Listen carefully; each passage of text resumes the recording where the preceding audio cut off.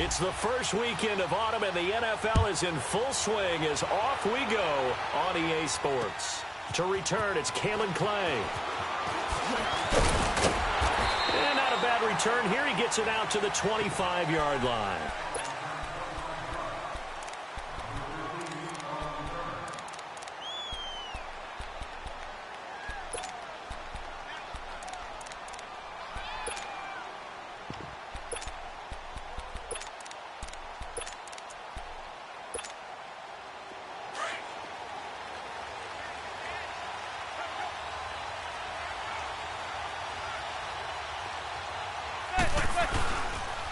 Now the rookie first-rounder from Penn State, Saquon Barkley. And he'll fight forward to about the 27-yard line.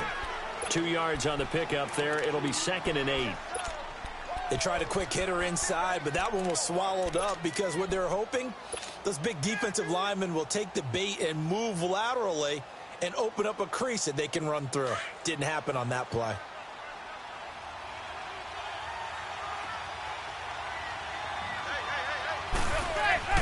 On 2nd down, here's Manning. And he's going to be grabbed and pulled down. The 4-time All-Pro, J.J. Watt. And they're going to be staring at a 3rd and long here. I spent a lot of extra time preparing for this game watching this offensive line because they gave up 5 sacks last week in their loss. They just gave up another one now.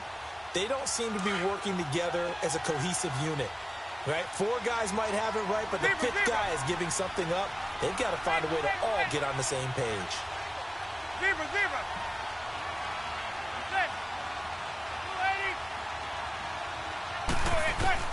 On 3rd and long, it's Manning. He finds Beckham complete. And they're going to get this one all the way out across the 45. And a big 32-yard play on 3rd. They've got good playmakers on the offensive side of the ball. I don't know what happened last week to really hurt their performance and hold down their production, but I would dare say that this week in practice, there's a lot of talk about how they're going to increase their proficiency. And that was a good start, getting the playmakers involved. You mentioned that to me pregame. That's what they did there. Yeah, I think a lot of people think the coaching staff really gets on them, and that's how they motivate them. Most of these guys are self-motivated. They have a lot of pride in their performance. And nowhere really to go there. He'll take this up just shy of midfield. Credit him with a 1-yard gain there to make it 2nd and 9. Nice job there on the tackle. Keep him to the short gain. And, of course, he got some good news this week. He was named AFC Defensive Player of the Week from last week's effort. And part of the reason he got that award, because of plays like that. Not every play is spectacular. Not every play is for a loss. Make the plays that are in front of you, keep it to short gains, and you pile up statistics. Manning to throw on 2nd down. Throw left side, complete to Ingram. And he's brought down. His first catch of the game, good for 11 and a 1st down. I got a kick out of that one, partner. You and I talk often about trying to hide receivers in certain situations, but a guy of his size, can't really hide him. But the tight end drag route, definitely an effective way to sneak him across the formation for an easy completion and a 1st down.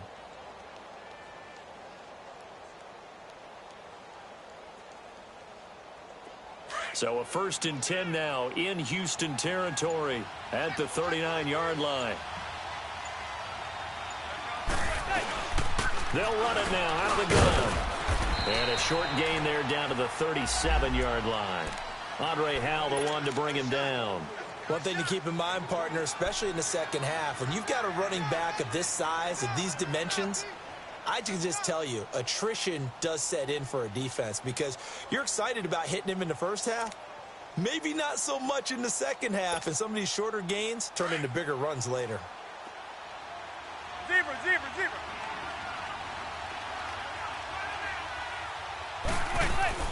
Now a play fake. Manning. He hits Stewart in the flat. And they'll be inside the 35 now at the 34-yard line. Give him 3 on the play, and it'll be 3rd down. So many times you hear today's NFL described as a space game. Get your best players into space with the football in their hands. That's why sometimes you just swing it out to your runner, get him out in the flat, and let him have a chance to make people miss an open field. Here comes the 7th play of this opening drive. They've moved it well, but here's 3rd down.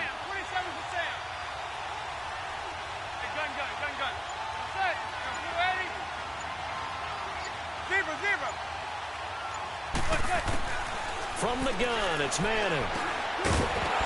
And he couldn't hang on to it through the contact. Incomplete.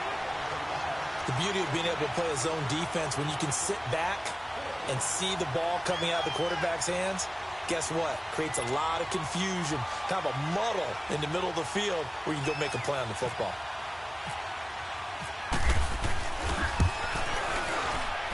And the kick by Rosas is good. And the Giants are off now to a 3-0 lead.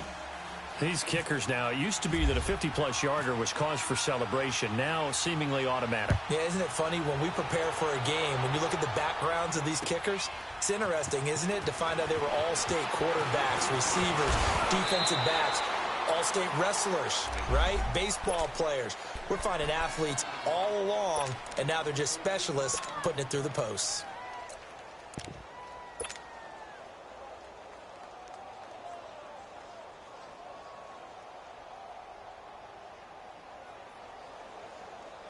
Watson will bring up the Texans here, 1st and 10 at their own 24.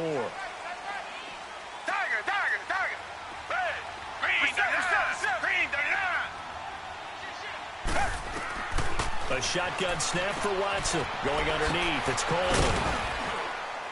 Takes this up just short of the 30, but he was able to avoid that earlier tackle. Nice move. 5 yards on the pickup, and it'll be 2nd down. Everyone's got to be able to catch the football. Doesn't matter what position you play, but if you're on offense, be aware a ball may come your way. 2nd and 5 after the 5-yard completion on 1st down. Come back. Hey. Here's Watson. And they will not get the connection there. It's incomplete. That one didn't quite make it to the target, but that's not always a function of the strength of the arm of the quarterback, is it? Sometimes there's just too much pressure there. In any case, the ball doesn't arrive. They come up now 3rd and 5 following the incomplete pass.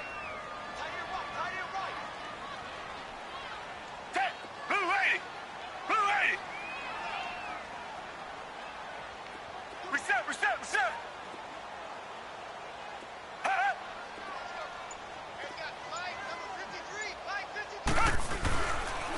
The former Indiana Hoosier here, Tevin Coleman. Not much room here as he only gets it to about the 30.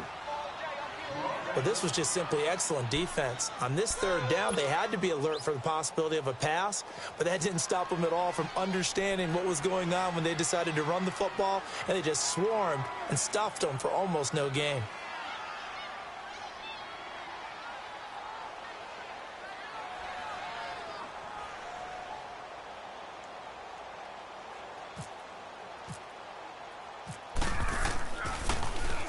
They only punted twice in the win last week as he gets this one away. This is taken at about the 14. 12 yards on the return that time. And it'll be Giant football, 1st and 10.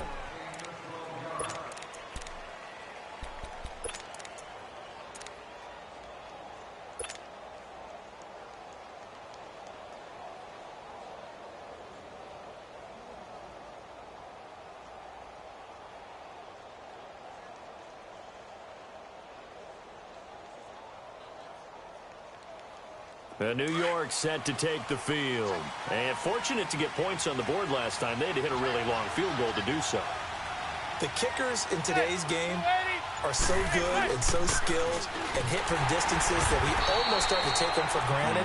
And we can't do that. That's a long field goal that they got 3 points out of. They've got to feel good about that, and they better make sure they love him up because he's helped them out. Yeah, now we'll see if that offense can put 6 on the board here. We'll see.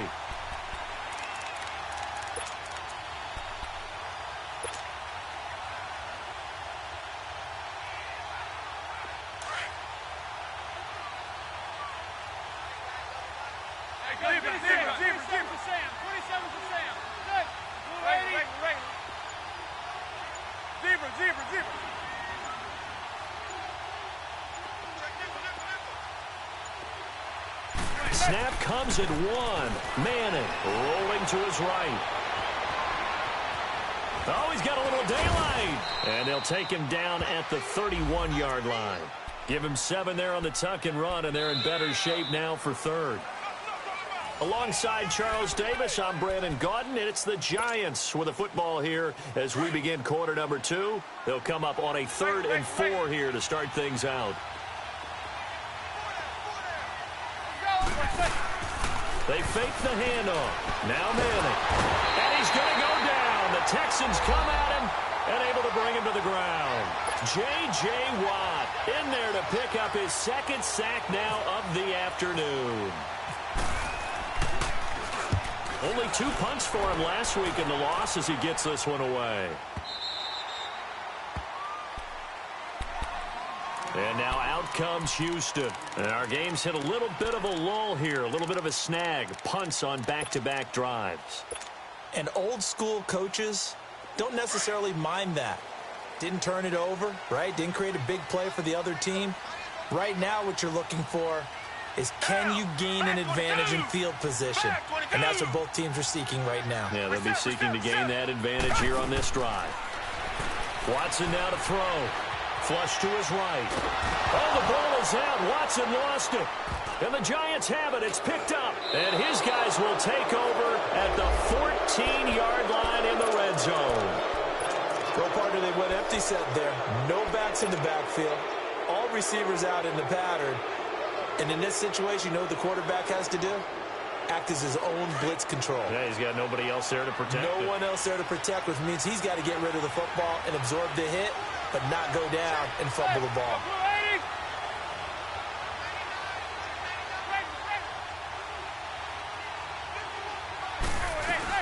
A first down carry for Barkley. And this carry, despite the good move, will be stopped short of the 10. Give him a couple on the carry there, 2nd and 8. J.J. Watt makes another tackle there, and it's for a minimal gain. And let's face it, if that's all you're going to get running the ball, you're not got much success against him and his team. Or, yeah, you better find a way to go around J.J. Watt, which isn't easy to do. It's really not, because you got to try everything. Can you go around him? Can you go by him? Can you influence him to get him out of position so maybe you can wall him off? He's a really sharp, intelligent player, as well as a physical specimen.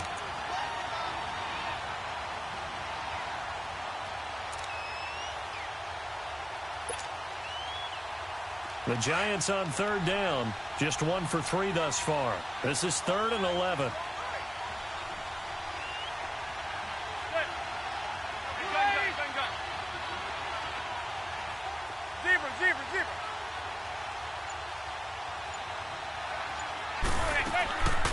Working from the gun, Manning. Now he'll dump it underneath to his running back, complete. And here he'll get it down to the 7. It'll be a gain of 8 yards, and that's going to make it 4th down.